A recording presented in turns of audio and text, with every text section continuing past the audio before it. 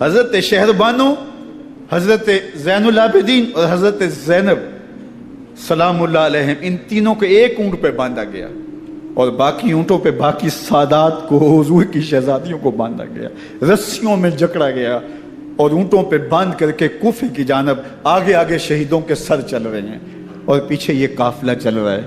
اور جب یہ قافلہ وہاں سے گزرا جہاں لاشیں پڑی تھیں، امام زین العابدین 14 سال کے تھے اور بیمار تھے اور ان کا حوصلہ نہ ہوا، وہاں غشی ان کے اوپر آنے لگی اور وہ منظر ابن کثیر نے، باقی لوگوں سب نے لکھا ہے کہ پھر جب ان کی یہ حالت ہوئی تو پھر سیدہ زینب سلام اللہ علیہا، جنہوں نے ابھی تک بڑے حوصلے کے ساتھ ساری مشکلات کا مقابلہ کیا تھا، اب ان کے بندھن ٹوٹ گئے اور آنکھوں سے آنسو بہنے لگے اور سیدہ زینب تھے امام حسین رضی اللہ تعالیٰ عنہ کی لاش پہ کھڑے ہو کے، اور وہ روندی ہوئی لاش، ٹوٹی ہوئی ہڈیاں اور وہ پریشاں بدن، کٹا ہوا سر نیزے کی نوک پہ اور لاش یہ پڑی ہے، تو حضرت سیدہ زینب نے مدینے کی طرف منہ کر کے جو ہے وہ حضور سے فریاد کی، یا محمد آہو، یا محمد آہو، ھذا حسین بالآراء مزمل بالدماء، یا محمد آہو بناتوں کا سبایا۔ یا رسول اللہ، اے پیارے آقا، یا جد آہو، اے ہمارے نانا محترم، یہ دیکھیے آپ کا حسین پڑا ہوا ہے، بدن سے کپڑے اتار لیے گئے، خاک ہوائیں اڑا رہی ہیں اور اس کے اوپر چادر جو ہے وہ مٹی کی پڑ گئی ہے، حضور آپ کی اولاد کاٹ دی گئی، اور پھر کہا بناتوں کا سبایا، حضور دیکھیے آپ کی بیٹیوں کے ہاتھ باندھ دیے گئے ہیں، اونٹوں پہ کس دیا گیا ہے، سر شہیدہ آگے آگے چل رہے ہیں اور حضرت سیدنا امام حسین کا آگے آگے سر ہے۔ راستے کے اندر ایک جگہ آئی، رات گزری اور ان کو اتارا گیا، رات کا موقع تھا، ایک خاتون آئی اور اس نے کوئی کھانا پیش کیا ان کو اور کہا کہ میں کسی زمانے میں حضرت سیدہ فاطمہ زہرا کی نوکری کیا کرتی تھی، ان کی لونڈی تھی، ان کی کنیز تھی، اور آج مجھے پتہ چلا کہ آپ لوگ گزر رہے ہیں، تو میں نے کہا کہ میں اپنی مخدومہ کے خاندان کی خدمت کروں۔ اور پھر اس نے کہا کہ اس وقت سیدہ کی گود میں ایک 6-7 ماہ کی بچی تھی جس کو زینب کہا کرتے تھے، تو سیدہ زینب نے کہا کہ اماں اگر پہچانتی ہو تو وہ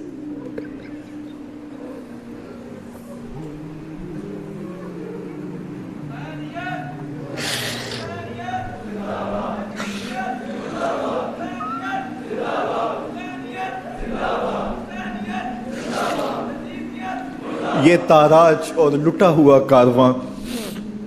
پھر وہاں سے کوفے میں کیسے پہنچا، اور کوفے کے اندر سیدہ زینب سلام اللہ علیہا نے وہ یزید کے دربار میں، ابن زیاد کے دربار میں وہ جرأت آمیز جو باتیں کہیں،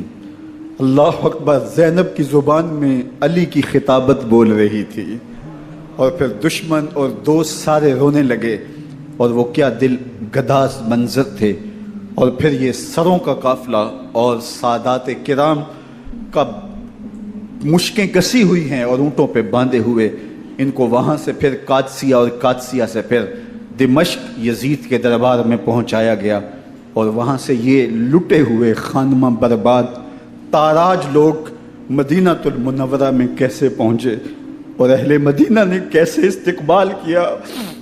اور وہ منظر کتنا دلگداز تھا جب اہل مدینہ زینب سے پوچھتے تھے زینب حسین کہاں ہے؟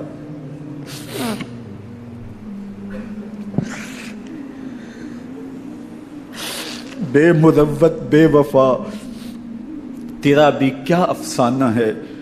جس نے اپنی ہی شمع کو گل کیا تو وہ پروانہ ہے۔ اپنے پیغمبر کے شہزادوں کو اور اپنے پیغمبر کی شہزادیوں کو جو دکھ اس امت نے دیے، یہ کائنات کی ایک انوکھی داستان ہے۔ اللہ ہمیں اسوہ شبیری پہ عمل کی توفیق عطا کرے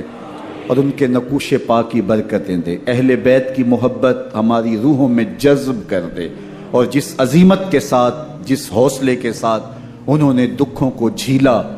جو دہکتی آگ کے شعلوں پہ سویا وہ حسین، جو جواں بیٹے کی میت پر نہ رویا وہ حسین، جس نے سب کچھ کھو کے کچھ نہ کھویا وہ حسین، مرتبہ اسلام کا جس نے دوبالا کر دیا، خون نے جس کے دو عالم میں اجالا کر دیا، جو کہ سوزے غم کو سانچے میں خوشی کے ڈھال کے مسکرایا موت کی آنکھوں میں آنکھیں ڈال کے۔ اے حسین ابن علی تم پر سلام،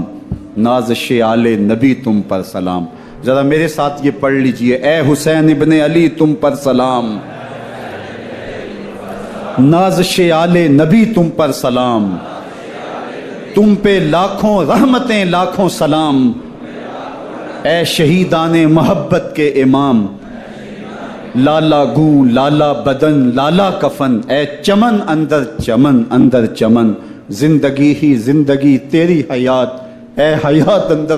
اندر حیات، افتخار ملت بیضا ہے تو، رب کعبہ کی قسم یکتا ہے تو، فخر کا دل میں دریچہ باز کرنا چاہیے، جن کا تو آقا ہے ان کو ناز کرنا چاہیے۔ وآخر دعوانا ان الحمدللہ رب العالمین۔ سر چڑھ کے